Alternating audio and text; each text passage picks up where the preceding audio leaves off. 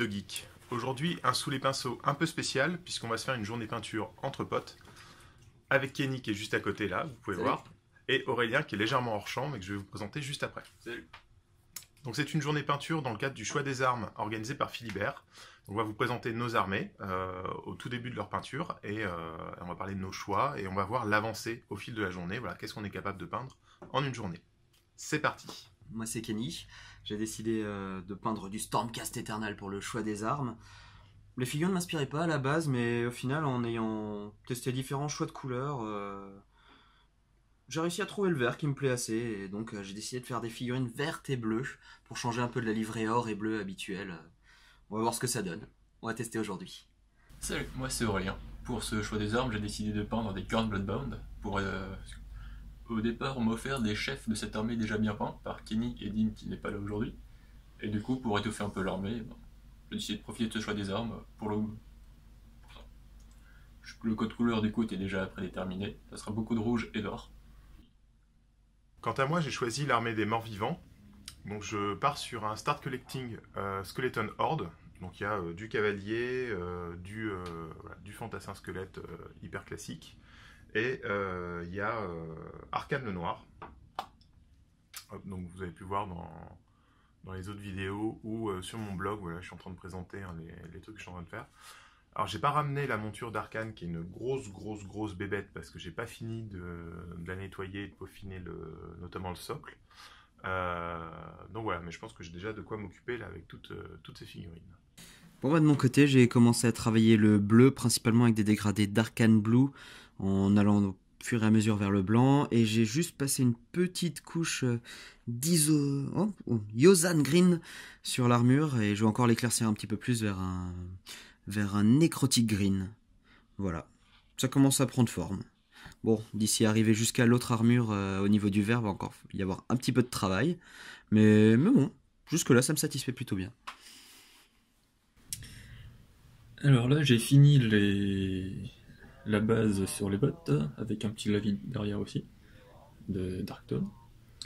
Maintenant, je vais passer à m'amuser à refaire une bonne partie de l'or que j'ai oublié de faire, avec ce magnifique Brass Balls de chez P3. Et derrière, un petit coup de Redstone par-dessus l'or, ça rendra bien. Et la suite, c'est pas encore défini.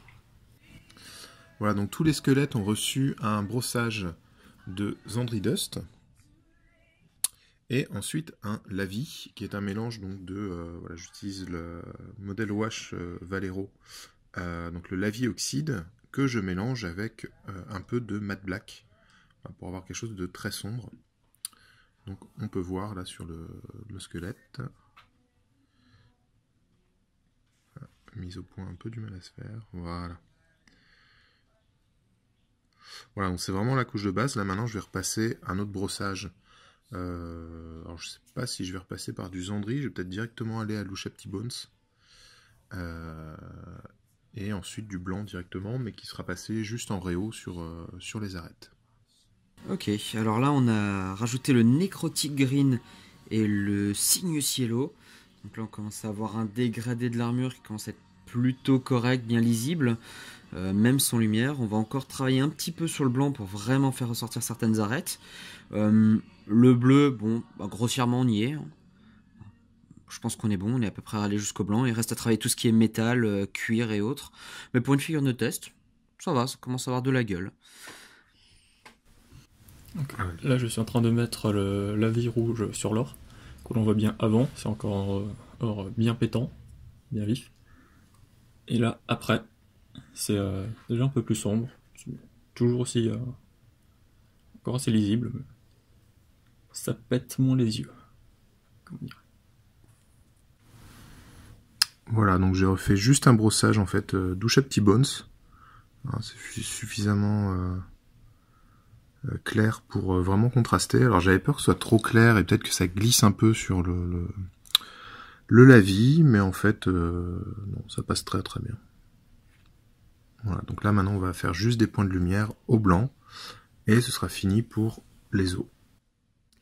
Voilà, bah là on est au bout de la figurine de test, on a quelque chose de plutôt lumineux. bien basé sur un Ice Blue et un vert, on va dire un vert pomme. Les métaux ont été travaillés, je pense qu'on a tout fini, les arêtes, tout ça. Donc voilà, on va partir sur ça pour toute l'armée. Let's go. Alors, longtemps après, j'ai avancé sur 2-3 petits détails.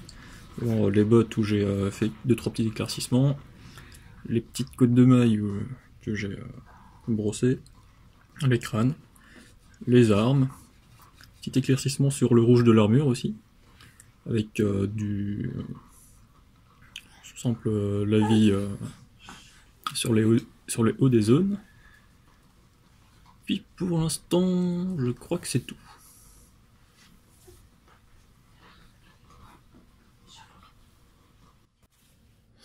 Voilà, donc au final, j'ai éclairci donc les squelettes directement au Ushap T-Bones, et ensuite des points de lumière juste en blanc, blanc pur. Et ensuite, j'ai attaqué donc les métaux. Donc j'ai fait un bronze voilà, à partir de Hammered Copper Game Color et un peu de Matte Black Army Painter. Donc pour faire toutes les parties d'armure, cerclage de bouclier et compagnie, que j'ai ensuite brossé donc avec du Bright Bronze de Game Color, avant qu'ils reçoivent un lavis de Nihilakh Oxide de Citadel. Donc là on a quelque chose de très corrodé. Voilà, et donc là j'ai fait sur tout le monde, donc les cavaliers aussi. Voilà, c'est un peu plus visible sur les cavaliers, hein, puisqu'ils ont des grosses pièces d'armure. Voilà. Et donc maintenant je vais pouvoir attaquer un peu de couleur. Donc je vais commencer les tissus en rouge. Bien qu'on n'ait pas fini ce qu'on avait prévu d'ici la fin de la journée, nous avons quand même réussi à tenir les délais pour cette première session du choix des armes. Nous avons donc chacun peint un leader et une troupe. Donc pour moi c'était Arcane le Noir et 10 squelettes. Les chevaliers noirs n'ont pas fait partie de cette première session au final. On peut voir plusieurs figurines en cours de peinture, voilà, des étapes par étape, donc notamment les figurines d'Aurélien et de Kenny, ainsi que mes propres morts-vivants.